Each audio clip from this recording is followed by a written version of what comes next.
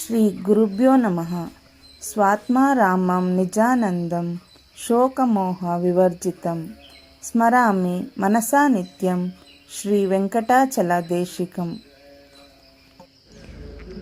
ಗುರುಭ್ಯೋ ನಮಃ. ಗುರುಬಂಧುಗಳಿಗೆಲ್ಲ ಪ್ರಣಾಮಗಳು. ಇಂದಿನ ಗುರುವಾಣಿಯಲ್ಲಿ ಗುರುಪೂರ್ಣಿಮಾ. ಗುರು ಎಂದರೆ ಸಂಪೂರ್ಣ ಎಂದು. ಅವನಲ್ಲಿ ಇಲ್ಲದ್ದು ಯಾವುದೂ ಇಲ್ಲ. ಹಾಗೆ ಅವನು ಕೊಡಲು ಆಗದೇ ಇರುವಂಥದ್ದು ಯಾವುದೂ ಇಲ್ಲ. ಅದಕ್ಕೆ ಈ ಶ್ಲೋಕದಲ್ಲಿ ಪೂರ್ಣಮದ ಪೂರ್ಣಮಿದಂ ಪೂರ್ಣಾತ್ ಪೂರ್ಣಮುದಚ್ಯತೆ ಪೂರ್ಣಸ್ಯ ಪೂರ್ಣಮದಾಯ ಪೂರ್ಣಮೇವಾವಶಿಷ್ಯತೆ.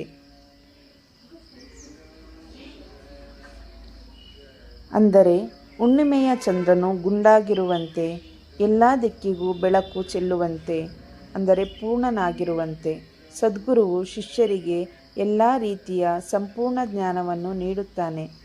ಅವನೇ ಬ್ರಹ್ಮಭಾವದಲ್ಲಿರುವ ಕಾರಣ ಅವರ ನಡೆ, ನುಡಿ, ವ್ಯಕ್ತಿತ್ವ ಎಲ್ಲವೂ ಬ್ರಹ್ಮವೆಂದೇ, ಅಂದರೆ ಆನಂದವೀಯುವುದೆಂದೇ ಪರಿಗಣಿಸಬೇಕು. ಬ್ರಹ್ಮ ಎಂದರೆ ಆನಂದ. ನಾನು ಇದನ್ನೆಲ್ಲ ಅಭ್ಯಾಸ ಮಾಡುತ್ತಾ ಸಾಧನೆ ಮಾಡಿದೆ. ನೀರಿಗೆ ಕಾಲಿಡದೆ ಆಳವೆಷ್ಟೆಂದು ತಿಳಿಯುವುದಿಲ್ಲ. ಹಾಗೆಯೇ ಸಾಧನೆಯನ್ನು ಮಾಡಲಾರದೆ ಬ್ರಹ್ಮತ್ವ ಪಡೆಯುವುದು ಸಾಧ್ಯವಿಲ್ಲ. ಗುರುವು ದಾರಿಯನ್ನು ತೋರಿಸುವವನಾದರೂ ನಡೆಯಬೇಕಾದದ್ದು ಶಿಷ್ಯ ತಾನೇ. ನಿಮ್ಮ ಹಿಂದೆ ನಾನಿದ್ದೇನೆ. ನಾನು ನಿಮಗೆ ಸಾಧನೆಯಲ್ಲಿ ತೊಂದರೆಯಾಗದಂತೆ ಕಾಯುತ್ತೇನೆ.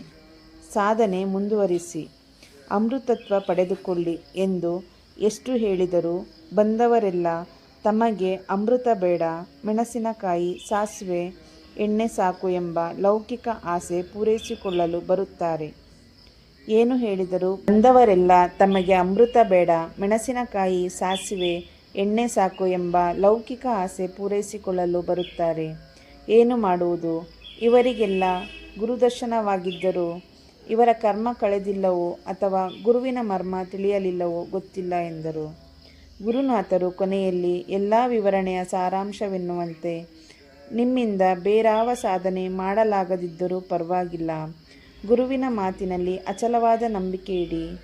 ಆ ಗುರುವಾಕ್ಯ ಪಾಲನೆಯೊಂದುಳಿದು ಬೇರೇನು ಕೆಲಸ ಇದೆ ಎಂಬ ಭಾವನೆಯನ್ನು ಬಿಟ್ಟು ಬಿಡಿರಿ.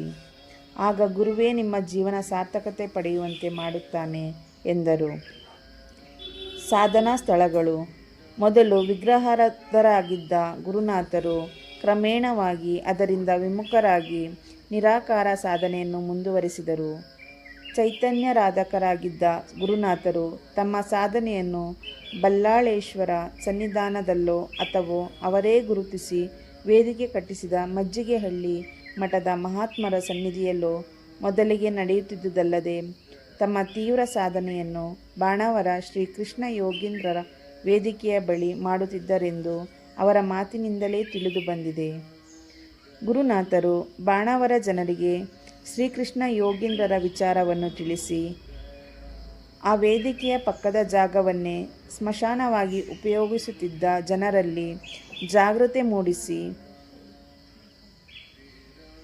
ಅವರ ಮನವೊಲಿಸಿ ಅಲ್ಲಿಂದ ಸ್ಮಶಾನವನ್ನು ಸ್ಥಳಾಂತರಿಸಿದರು.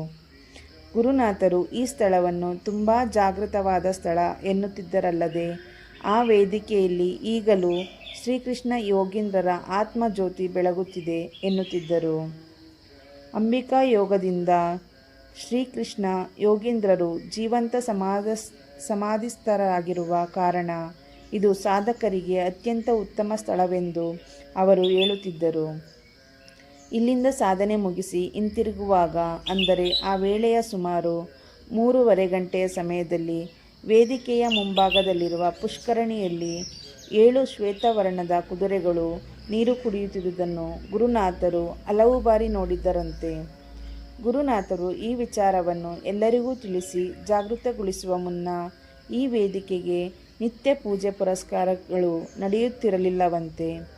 ಈಗ ಗುರುನಾಥರ ಅನುಗ್ರಹದಿಂದ ಅಲ್ಲಿ ಪ್ರತಿನಿತ್ಯವೂ ಪೂಜಾ ಕಾರ್ಯಗಳು ನಡೆಯುತ್ತಿರುವುದರ ಜೊತೆಗೆ ವಾರ್ಷಿಕ ಜಯಂತಿ, ಆರಾಧನಾ ಮಹೋತ್ಸವಗಳು ವಿಜೃಂಭಣೆಯಿಂದ ಜರುಗುತ್ತಿವೆ.